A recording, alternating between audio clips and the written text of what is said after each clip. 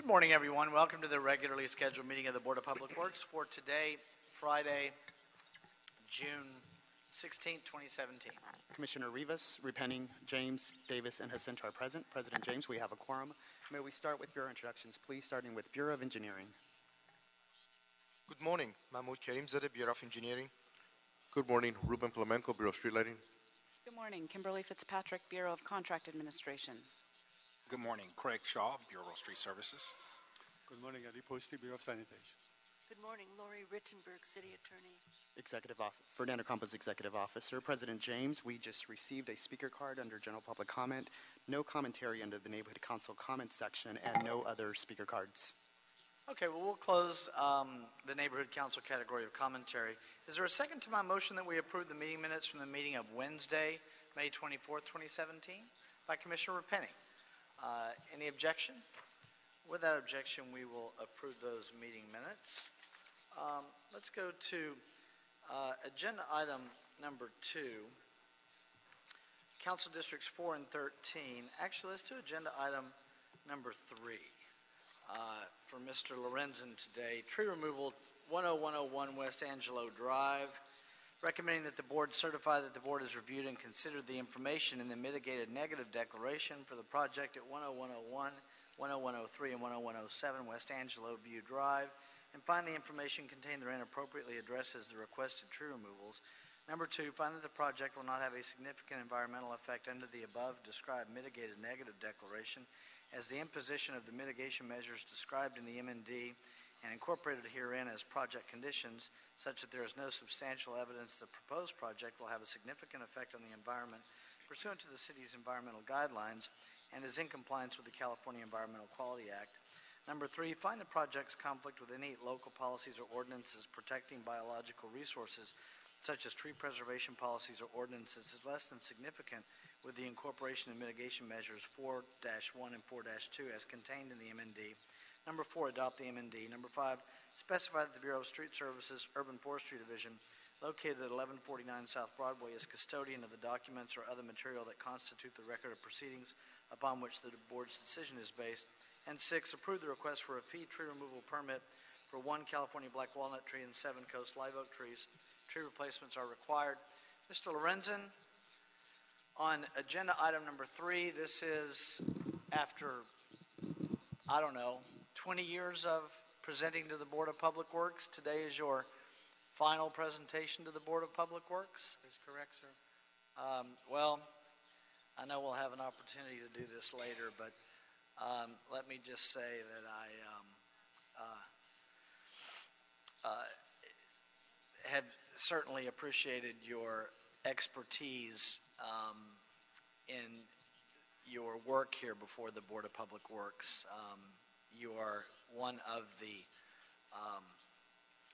leaders of the podium, sir, and you have just done incredible work here at the City of Los Angeles. We will really, really miss you.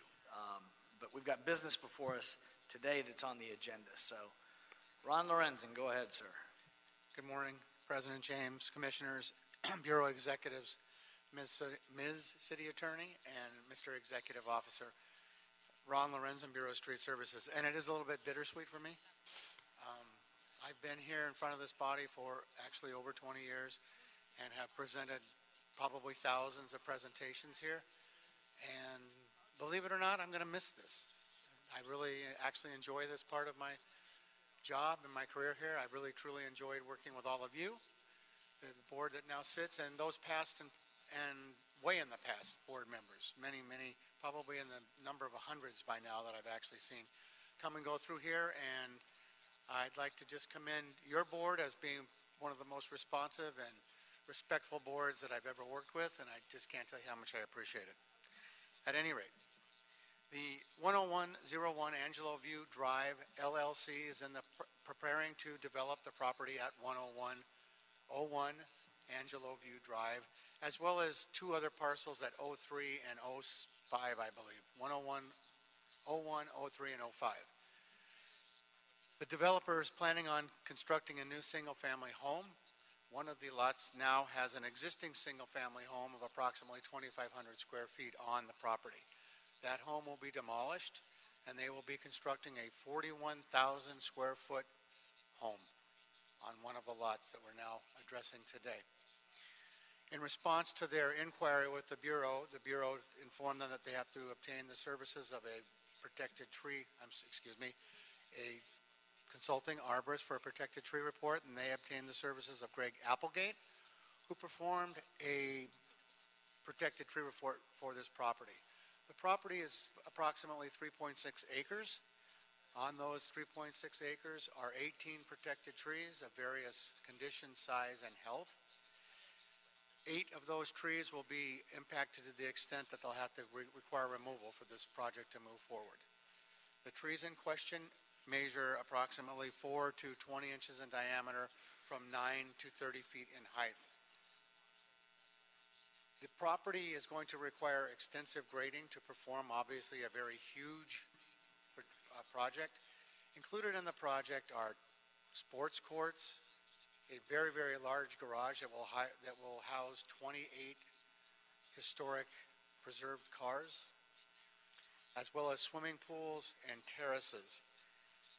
The 8 trees are required for removal for that. In addition to the tree removals, the property owner adjacent to one of the properties has been in communication and consultation with the LLC regarding some of the terracing and roof terracing that's going to be performed. They have agreed to work out their differences on those terraces, and that is part of the file. I believe they've received that, yes, Fernando?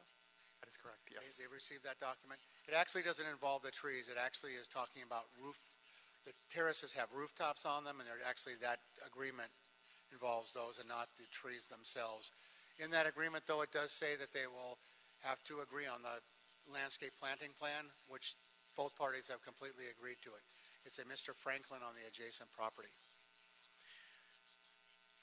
The condition for the removal of those 8 trees is the replacement with 32 24-inch box-sized coast live oaks. So that's the 4 to 1 because they're protected trees?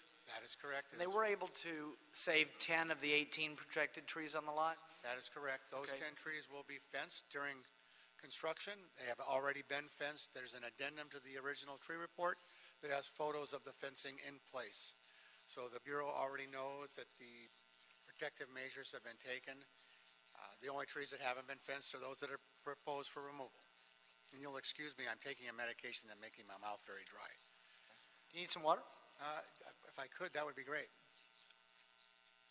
We'll get some for you. Yeah. Go ahead, Ron. Go ahead. Thank you. And excuse me for that, but I've been on a medication that's No making problem. my mouth very dry. So the Bureau has requested that the applicant notify the Bureau 10 days prior to any tree removals on the property. The Bureau will return to that site with their tree expert and will go over all of the removals to ensure that the proper trees are being removed. And actually, the day of removal, we will be contacted just to ensure that the tree expert is on site. After the project is completed and they're going to perform the planting, we will again require notification, and we will meet out there with the tree expert to ensure that the trees are planted as per the landscape planting plan. The council office has been notified of this project. Actually, I'm not positive whether or not they are in complete, I don't think they have formed an opinion on this project. They have not said one way or the other whether they are in favor of it. So that's about the project, and if you have any questions, I'll be happy to answer them. Thank you very much. Well, and just on that, Ron, I know we haven't heard anything one way or the other on the tree removal regarding the project, but the council office has other opportunities for input on the project That is besides what's before this board today. So we don't have anything from them. So the mitigation, you indicated that, and you may have said this, I know it's in the board report, but regarding the mitigation plan on the 4 to 1, it's 32 coast live oaks? It's all live oak, Okay. And the size of them? 24-inch box. Okay. Commissioner Jacinto? Thank you, President James. Ron, it's good to see you, sir. Take care of yourself and get better. Thank you. The development being built out the site is being significantly expanded, and all that sort of is a planning issue in terms of the ability to go up to a certain amount of the property line or the space, and that's not our purview too. But in terms of the planning and the site planning issues for the 8 that are being removed, there's been some vetting that basically says that this is the best way forward for this development to take place. These 8 have to be, we did say we are saving the 10 out of the 18, but these 8 basically, due to the plans, are in the path. So therefore, there's no other option. That is correct, and you made me remember something that I forgot to say.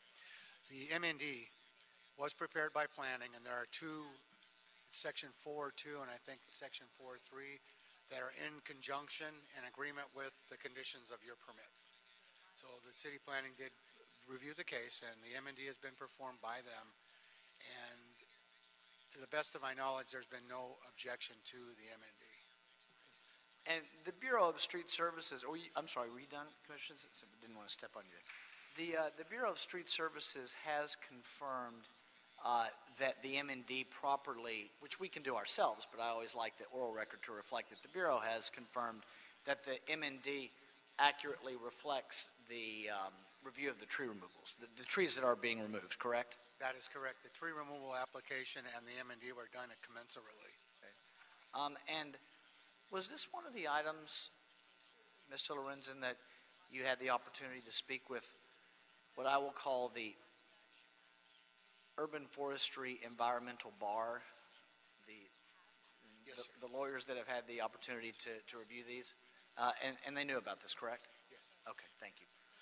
Anything further? I'll make a motion that we adopt agenda item number 3 on Mr. Lorenzen's final substantive. I noticed that Mr. Spots is here. Final substantive presentation before the board. And before we call for the vote on my motion, I will allow Mr. Spots to step to the microphone if he would like. Thank you so much, Board President, Commissioners, Bureau Representatives, City Attorney, and Executive Officer. I just wanted to make the point that my close friend Ron Lorenzen just gave his very last tree report after 25 years of service to the city and to the urban forest here and our constituents. And we're so thankful to you for your service and your dedication and your caring service to everyone who ever asked for help. Thank you. Is there a second to my motion? Seconded by Commissioner Cento. Any objection? Without objection, we'll adopt agenda item number 3. Any issue taking number 3 forthwith? We will send number 3 forthwith. Thank you, Mr. Lorenzen. That was. We'll see you next week. Next week, we will maybe get into a little more detail on the 4-hour tree removal hearing that I think probably set a record for tree removal hearings for time. For a hearing time before this board, with a room that was at capacity, was standing room only that day back in April of 2014, where you were stellar. So thank you, sir. Agenda item number 1.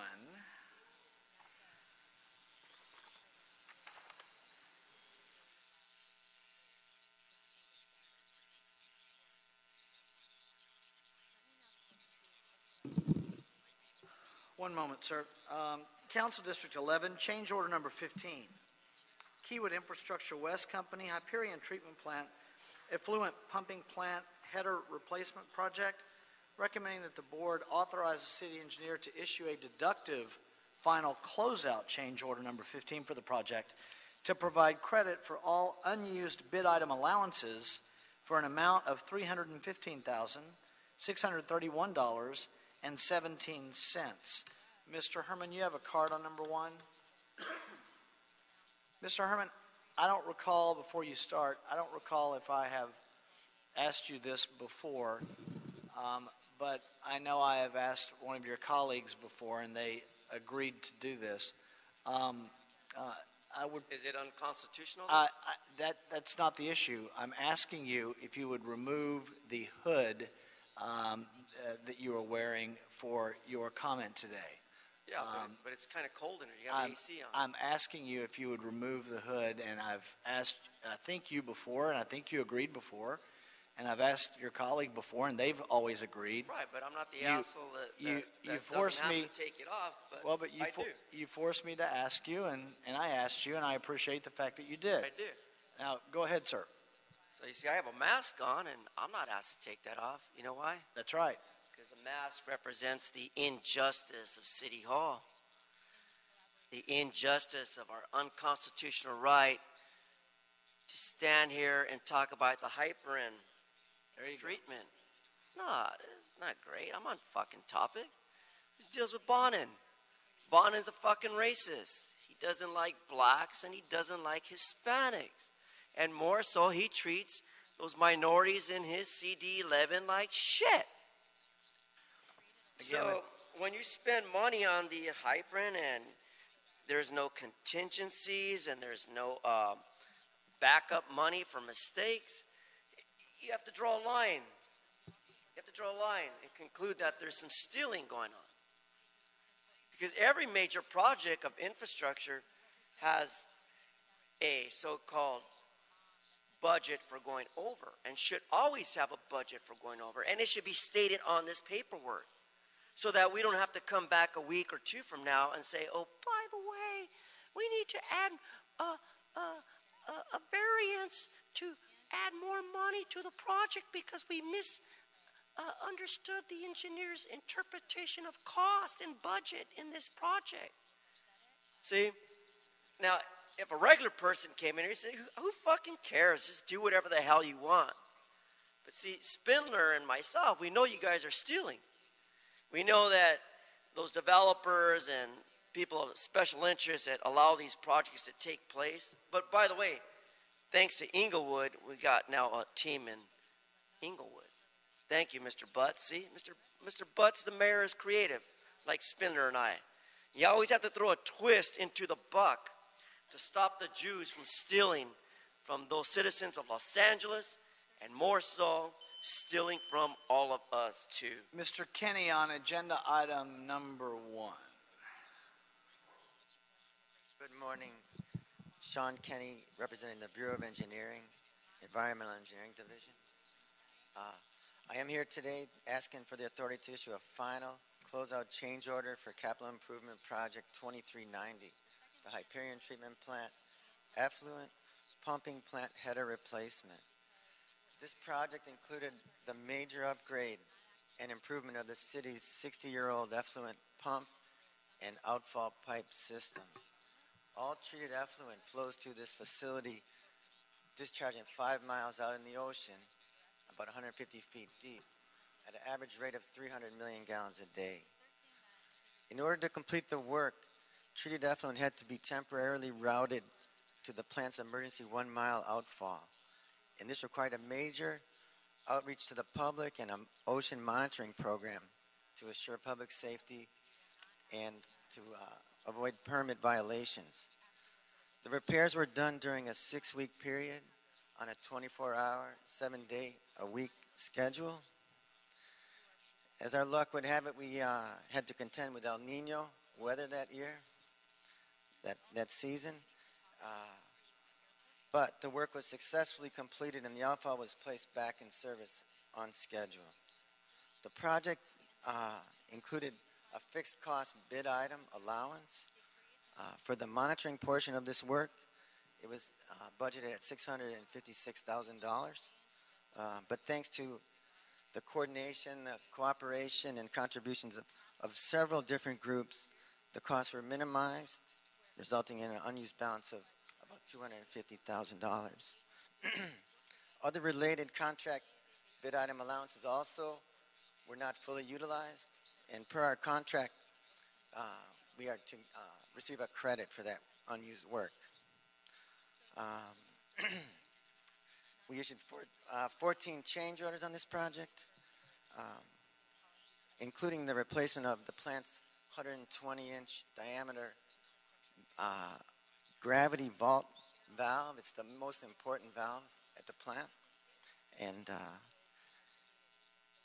so with the execution of this final closeout change order And the credit for our unused allowances, our change order percent will be near 11%, which is higher than normal for us, but we did add major additional improvements, and we experienced 0 complaints, 0 violations, and our facility is ready now for another 60 years.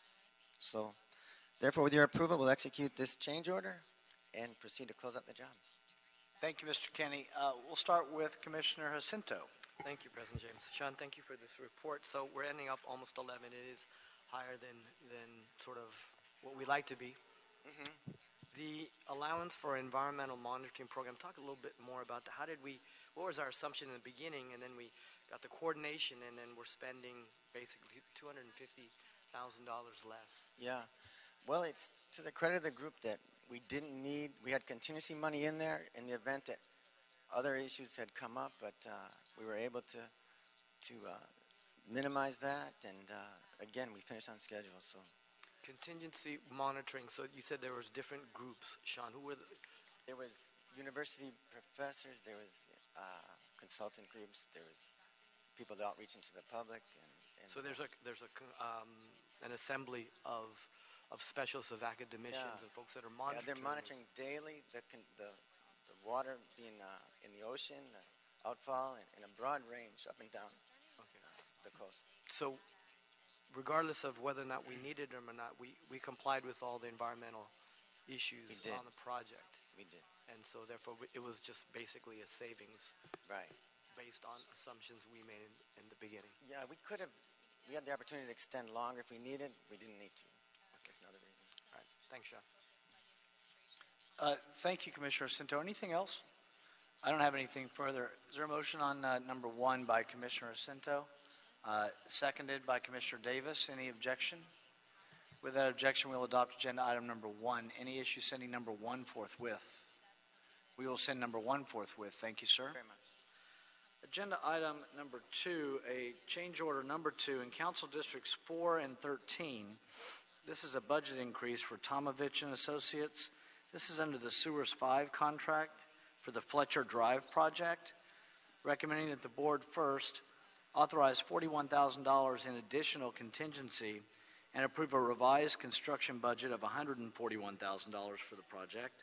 And secondly, authorize the city engineer to issue change order number 2 on the project to Tomovich and Associates for a not to exceed amount of $41,000 for the project to compensate the contractor for additional pipe repair.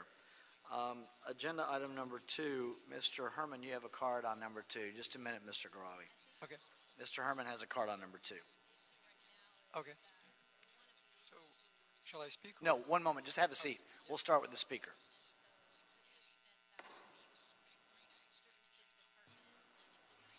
Okay. We got Rue. Hi, Penny. Thank you for breaking the quorum, Penny. We have Rue and O'Farrell, the big bitch O'Farrell, for a change order. Didn't I just speak about that earlier? The way these order changes come about? You see, a lot of stealing. Tremendous amount of stealing. And it only impacts minority neighborhoods. Always minority neighborhoods. Now, if you had a way of check and balance with a capital savings, then that money can be used to build same type of criteria in CD9. The people in Watts don't like to live like they live. I don't blame them. I just grew up on the other side of the river in Boyle Heights. I don't like to live in poverty, let alone see my neighbors and my constituents, stakeholders, and friends. But over a pipe change order, come on. Stay with the game plan. That's how you win, win, win. Not still 11%. Joel, we don't steal, Joel. 11% increase? For something you know you should already have bought and purchased. In addition to that, have a backup. There's no backup idea on these plans. To authorize $41,000 for you scumbags is chump change. But for the people that need it in their new and old community, It's a savings if you do the job of calculating what you must spend and not steal. Otherwise, minority communities cannot get their fair share of stealing.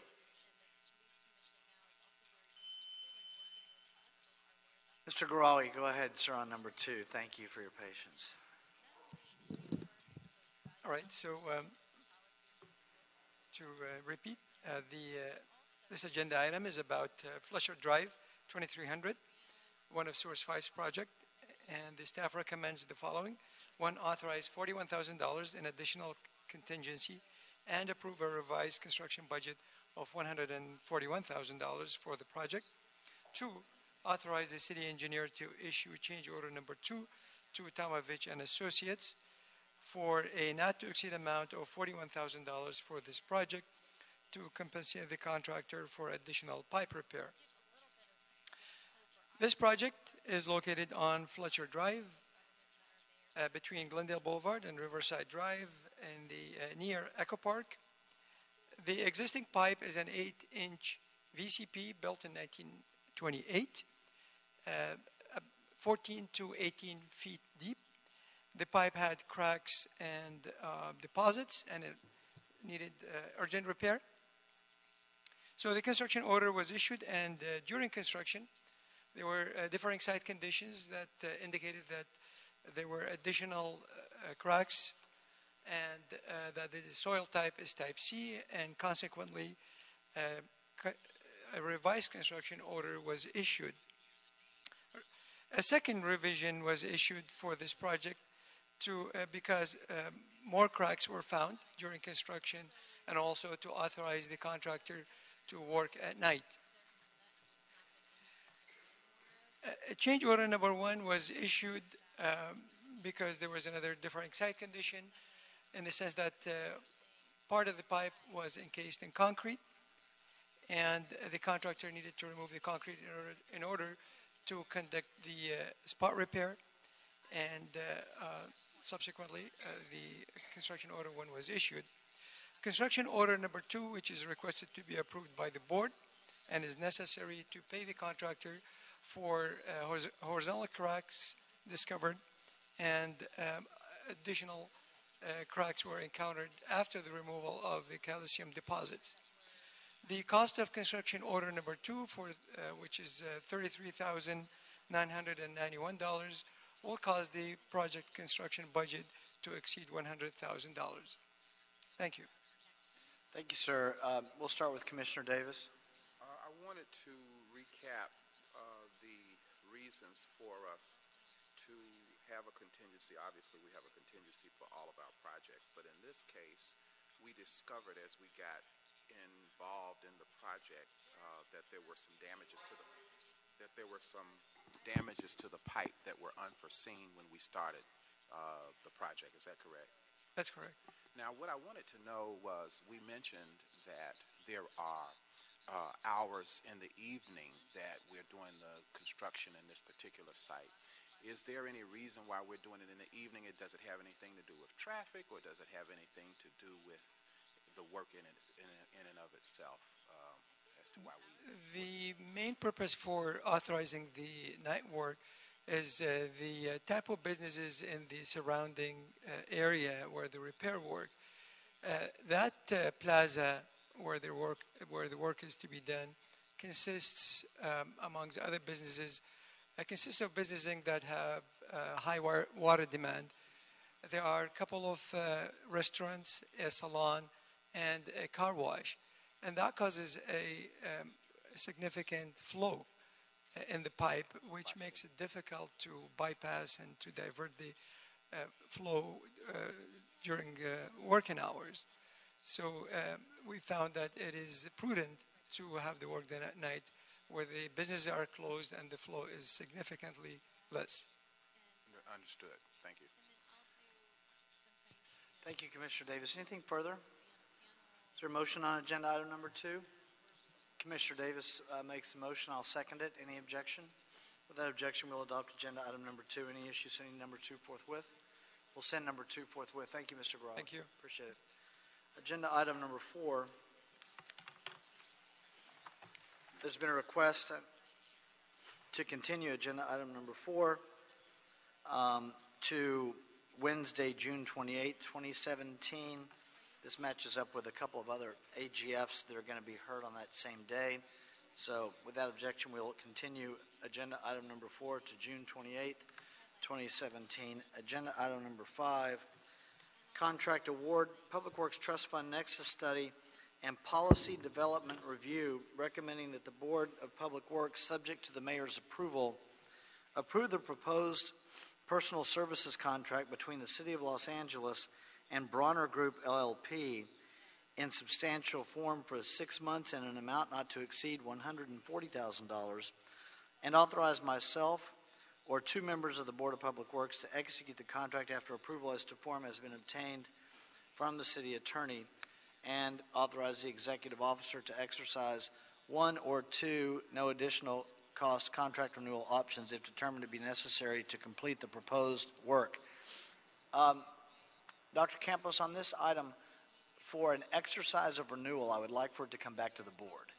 That's perfectly fine with me. Okay, so whatever, do we need to amend that, or is the oral record going to be sufficient? We would for have that? to amend the report to accept recommendation number 1 and 2. Okay, and then we'll amend 3. So, Mr. Herman, you have a card on number 5.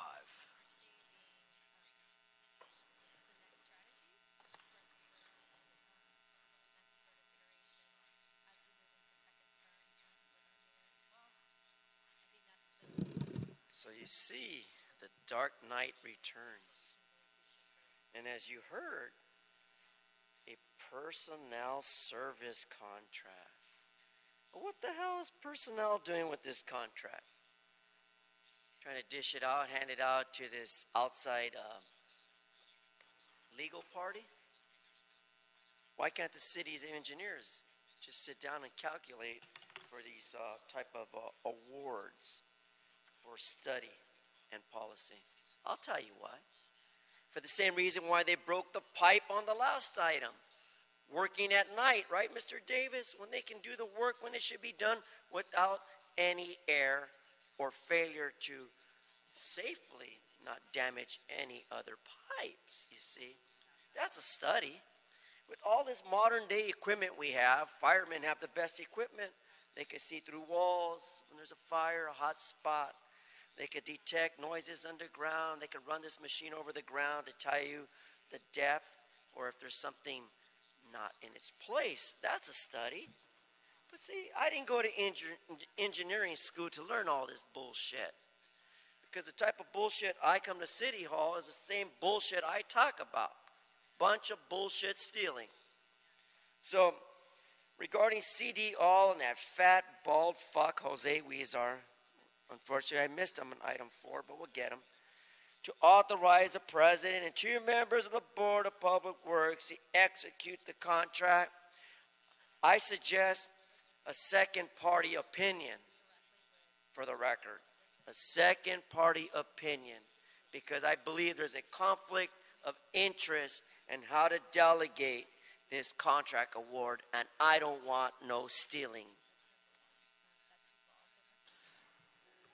Mr. Campos on agenda item number 5, sir. Good morning, Commissioners, Bureau Representatives, and of course, Ms. Rittenberg, Fernando Campos, Executive Officer, and I hope the microphones are loud enough for you, so I'll try to speak into it as closely as possible. Well, before you do that, Dr. Campos, do we have, are these students from the Bridge program? Bravo Medical? Great. So, I think we have our crew here from Bravo Medical Magnet High School that participated in our high school bridge competition. Thank you. Thank you for being here this morning. We are actually talking about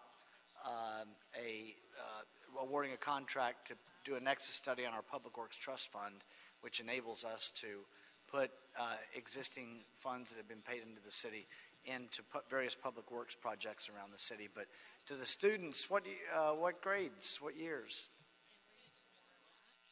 Oh, you're going to be seniors? Okay, so you're already talking about being seniors next year, right? And it's just it's the early part of the summer. What's that? Yeah. So They're seniors now, Commissioner Davis, in their mind. Well, congratulations. Thank you for your participation in the bridge program, and feel free to stay as long as you'd like. Thank you. Dr. Campos, go ahead, sir. And thank you, sir. Again, Fernando Campos, Executive Officer. I am very pleased to be before you. When I was hired as Executive Officer with the Board of Public Works almost a little over 2 years ago, one of the things I heard from the Commission at the time was we really need to get a hands and control over the Public Works Trust Fund. Working with President James, this is one of his top 3 priorities for me. And so I've been working diligently along with our Director of Accounting, along with other staff. I hold monthly meetings every month with staff trying to figure out what does this all mean and what is the fund. What's the purpose of the fund? How much money do we have?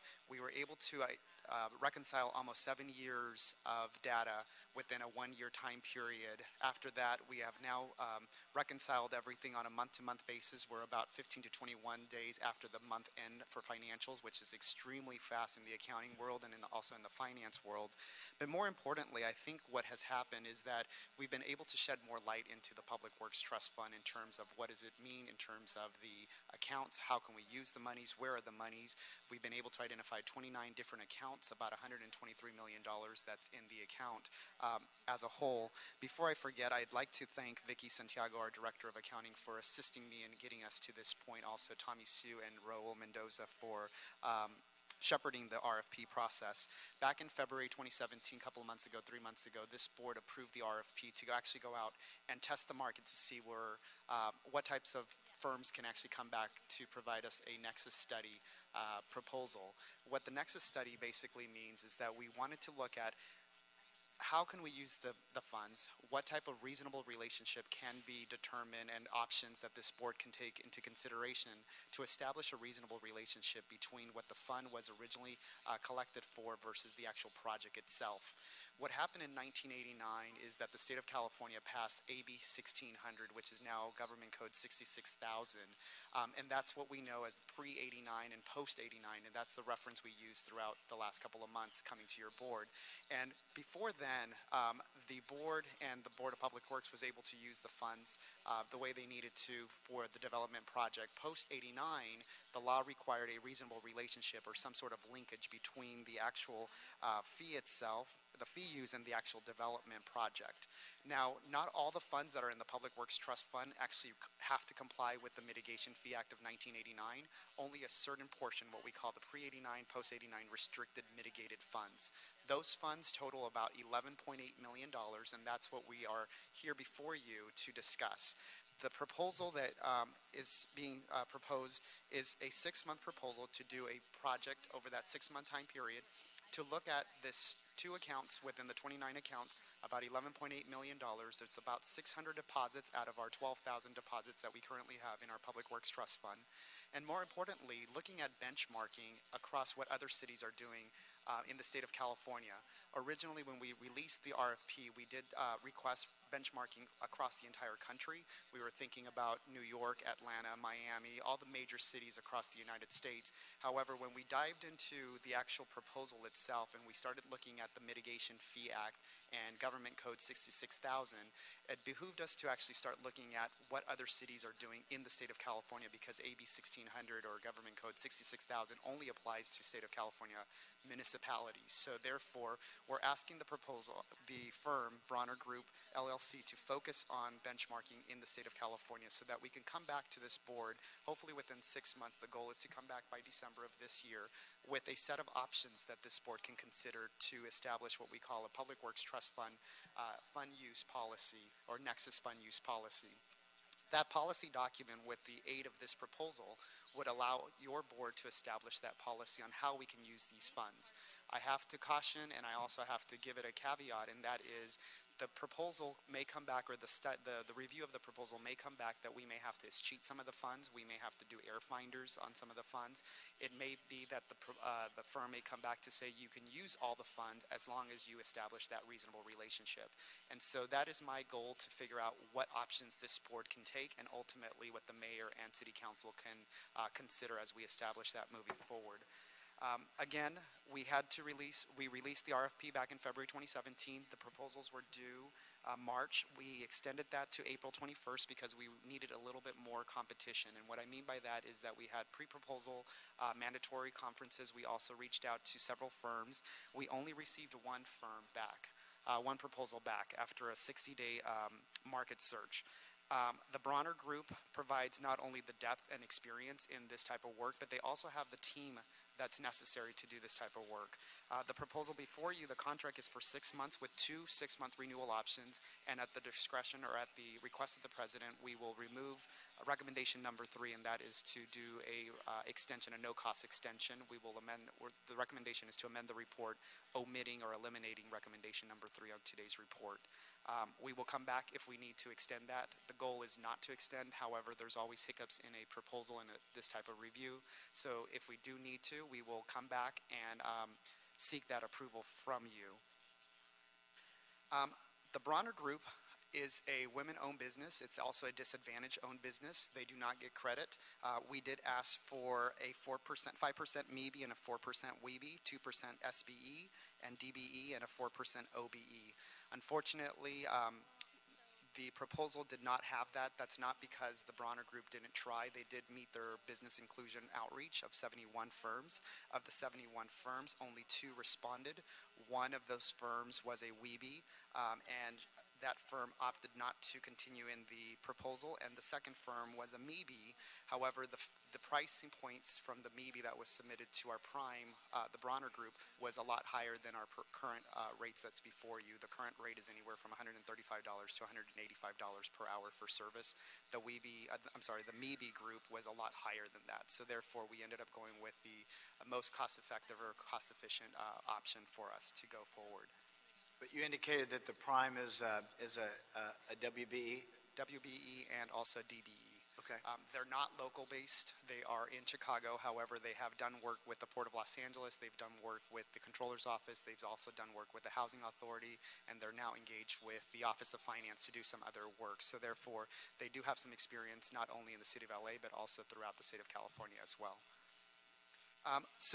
Although the board has not adopted an official policy in terms of our outreach, your request has been if there's any time a proposal that has 3 or less bids, you really wanted to know what the update is. So we reached out to all the bidders. We couldn't reach out to all 50 of them. However, we reduced the outreach to those firms that had at least 3 or more hits. And what I mean 3 or more hits is that overall, in the Babin system, we received about 288 views for the proposal. 50 of those views, or it came from 50 unique users, and 31 of those 50 users actually bookmarked the proposal. So we thought we would get a good amount of proposals, at least 3 to 6 proposals coming in. Unfortunately, we only got 1. So we reached out to those firms that are listed as 50. We looked at the ones that actually had 3 or more views just to figure out, you looked at this at least 3 times, why did you not propose? And the results came back that most of them did not propose because the 60-day time period was not enough to actually build a proposal. The second major response was that the scope of work was so broad that they could not come up with the actual team itself. And then also having the subject matter expertise is the third reason why they came back. We understand that because this proposal that was released not only had some work in accounting, but also some work in finance, also some policy analysis. We were looking for technological services to do a GIS layering system, and in some cases looking at the legality and also the interpretation of the Mitigation Fee Act of 1989. The proposal before you only covers 4 of the 5 deliverables that we wanted to move forward with. Not only are we doing the benchmarking, but also the policy, and then also a review of the 600 deposits or so. It will not cover the GIS layering system. However, we do have, through the normal budget proposal, we were able to secure an additional $20,000 to actually move forward with that project, and that's going to go at the same time, but in separate tracks. The goal is that we would be able to get XY coordinates for all these 588 deposits or so, and then plot those into a GIS layer so that we can start looking at where the deposit was originally received for and the proposed development project that we want to use it so that we can layer those 2 together. With that, I'll take any questions that you may have. Excited that we're here. We're moving forward slowly. It's been an age, probably about 2-decade-old problem that we've been trying to fix. So I'm excited to actually get it moving forward and operationalizing the concept of actually looking at the Nexus study report. Well, thank you, Fernando, for the work on this. As you mentioned, I do recall when you and I first sat down after you accepted your offer to come work with us, I did list it as one of the top 3 priorities that I had for you. I remember sitting here, I don't know, within 2 or 3 meetings or so of being a new commissioner, learning that we had this Public Works Trust Fund just by hearing about it in a board report and saying, excuse me, what's that? And then afterwards inquiring, and then I asked for some documentation related to it, and I learned the size of it and the scope of it, and thus discovered that, yes, it has been maybe I don't know, you said a 2-decade-old issue. It might be that old. Yes. I certainly saw documents going back to the early 2000s, and then became the question and the challenge of how we bring the fund current and reconcile it. And it was something that I had confidence that you would be able to do coming here, and I appreciate the work that you've done. I know that you're standing here today with just a few-minute presentation. However, the work that has gone into this has taken quite a long time. I remember before you started with us that there was a time, Fernando, when obviously the city council offices are very interested in the Nexus study to the Public Works Trust Fund, because for those dollars that are north of $10 million, when you, just for the record really, and for the benefit of the public, when that nexus is established, then those funds can be spent in that council district on public works projects. And so obviously that's a way to put that money back into the community where it belongs, and those council officers are very interested in that. Before we hired you, I remember a time when I was going to my friends in council offices, and we were actually crafting a way to use interns to try, because nobody had any positions that we could use. We didn't have accounting staff that was available at the time. We were still coming out of the recession, and we were trying to find interns to go through, and and I remember CD14 was helping, and CD5 was helping, and we were trying to to get these numbers reconciled with interns, and it became this huge project that we all looked at each other and said, okay, that's not how it's going to get done. And then you and I, we spoke about, with your expertise, you presented a plan to me and to our team, and I think it's been before the board before, certainly in your update on Public Works Trust Fund. And here we are finally, through a couple of budget years, by the way, where the council offices were asking, and you came out with the amount of money that you thought we were going to need. I want to thank Councilman Blumenfield's office in particular. I remember their help in getting this, the funding that we needed to get this study done so that we can finally have this account operating like it should for the benefit of the city. So thank you for your work on this. And even after we had the plan in place, we still had challenges because of the funding that was allocated for the project, finding a contractor that could do the work, finding someone that you were comfortable with, and here we have a result that that at least from your presentation you sound comfortable with.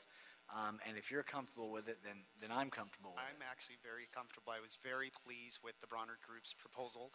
Not only did they deliver 4 of the 5 deliverables that we were asking for, but they came back with a proposal that was unique, and that is, let's do the benchmarking first before we actually start looking into these accounts.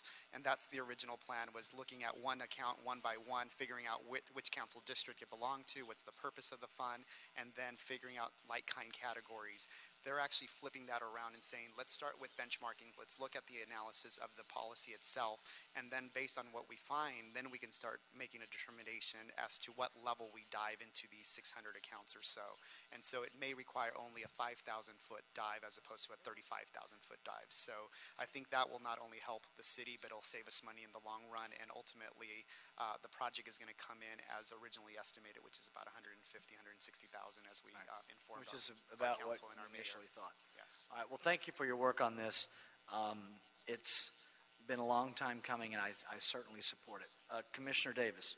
Dr. Campos, thank you so very much for your work on this, and I just wanted to increase my awareness about the problem of practice with regard to the fund.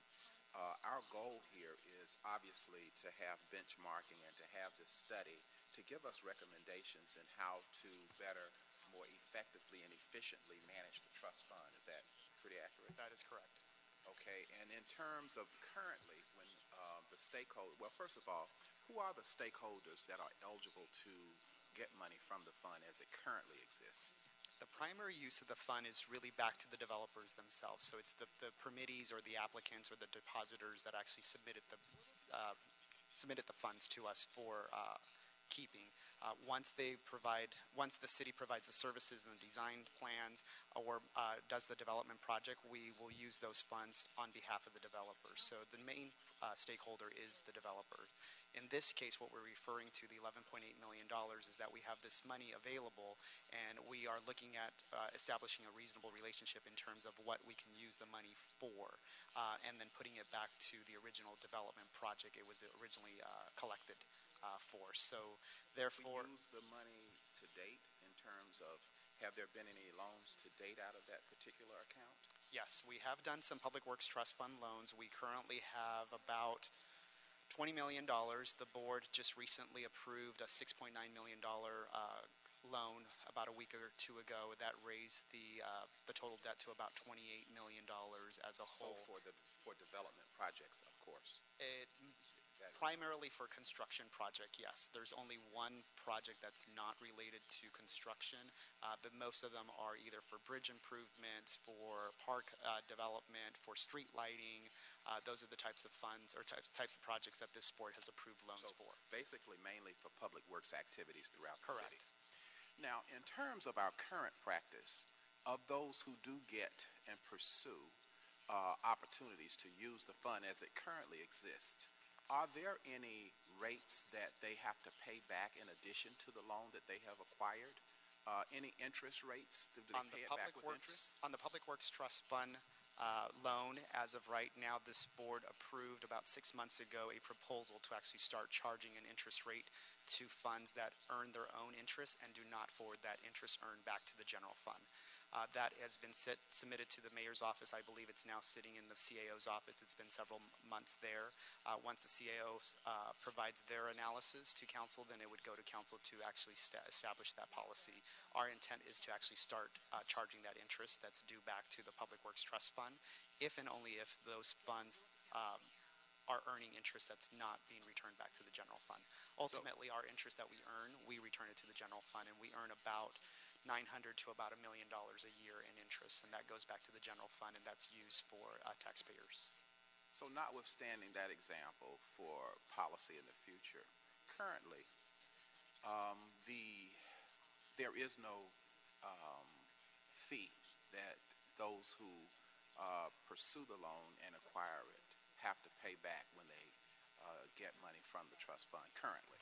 We are proposing interest rates to be applied, and so as you're receiving those proposals before your body, I would say the last 3 to 6 months, you are starting to see those loans with an interest added on to that if it's applicable. That is our So current practice. That is our current practice, and we're just waiting for council to actually codify it as an actual policy, but we are recommending it to this board, and your board has been approving those as they come on a case-by-case basis.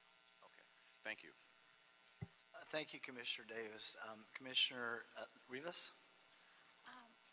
Thank you for this report and for moving forward with this study.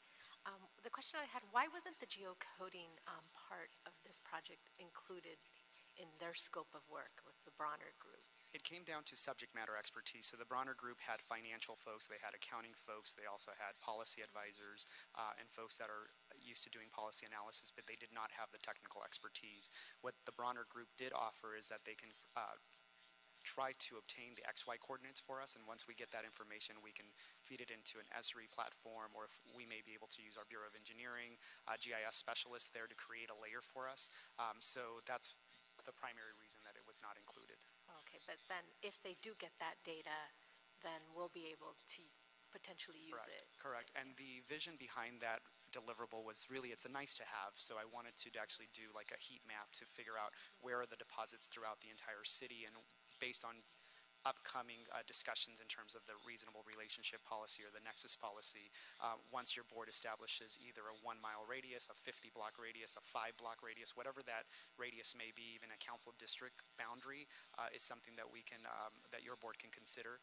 Once I have that established guidelines, then I can start layering the existing fund versus the proposed development project, and we can start funding those. So the main goal for us is to really put it back into the city of LA and improve our infrastructure and improve our development projects. I think it's a great idea to have that visual and that use it as a tool to make those decisions with this fund. So that's why I was wondering why it wasn't part of it, but it is part of it. It could be part of a future project. Yeah, we're going to scale that project, so it's not a deliverable that will stop the project before you. We can move forward. We can move that deliverable through a different means, either through a separate contract. We can do an AFE. We can reach out to our Bureau of Engineering to see how we can deliver that. So the goal is still the same, and that is to have a GIS layering to go onto the Navigate LA system at one point in time. Thank you. Thank you, Commissioner Rivas. Commissioner Jacinto?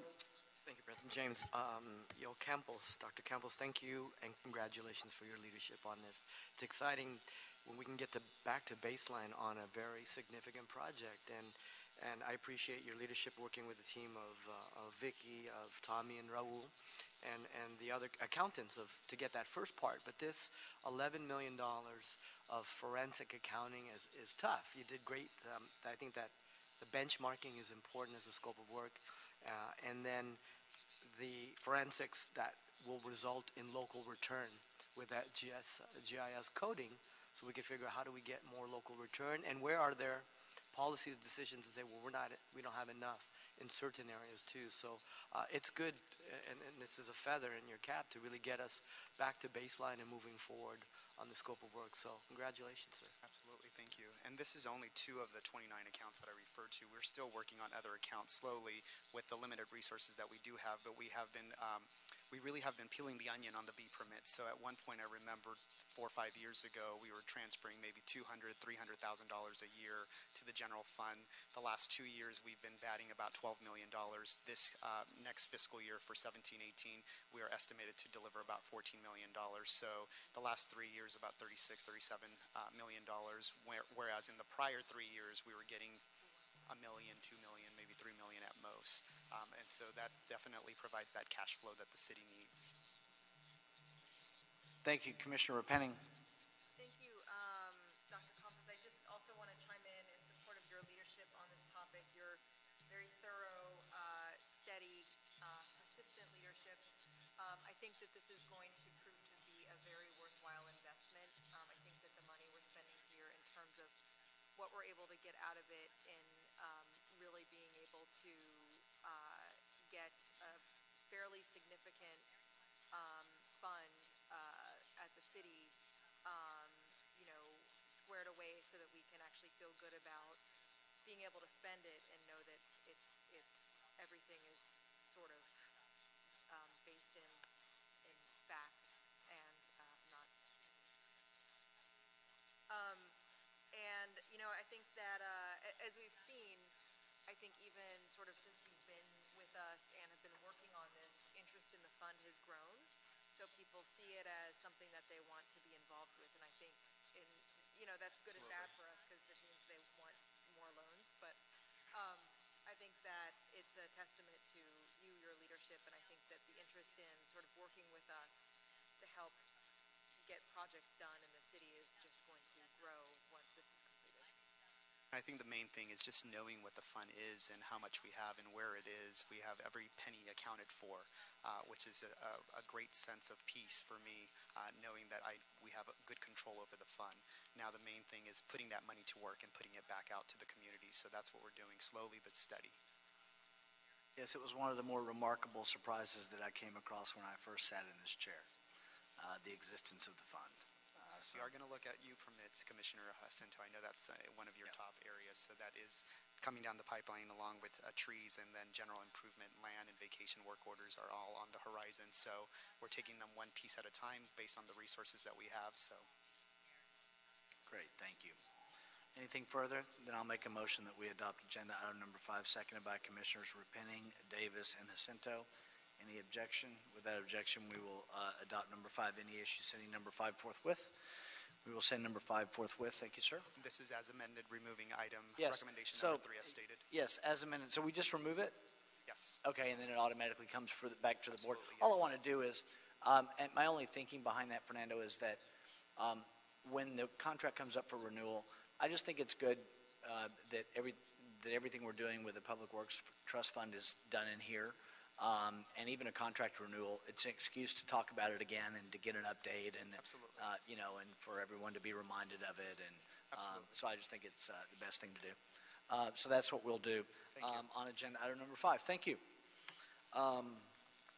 Agenda item number 6, Office of Community Beautification, Council District 3, revocable permit 19835 Ventura Boulevard, recommending that the board first authorize the Office of Community Beautification to grant revocable permission to encroach within the public right-of-way, subject to listed conditions, to the West Valley Warner Center Chamber of Commerce, encroachment installation of a monument sign on the existing median, specifically in front of 19835 Ventura Boulevard, Woodland Hills, in Council District 3. Number 2, authorize the city engineer to issue no-fee revocable permit for work to be performed. This is number 3. Authorize the city engineer to issue a no-fee A permit for work to be performed. Number 4. Authorize the Office of Community Beautification to request the Bureau of Contract Administration to provide a no-fee inspection of the project. Mr. Roch, Mr. Herman, you have a card on number 6. Did he leave? Mr. Roch, go ahead on number 6.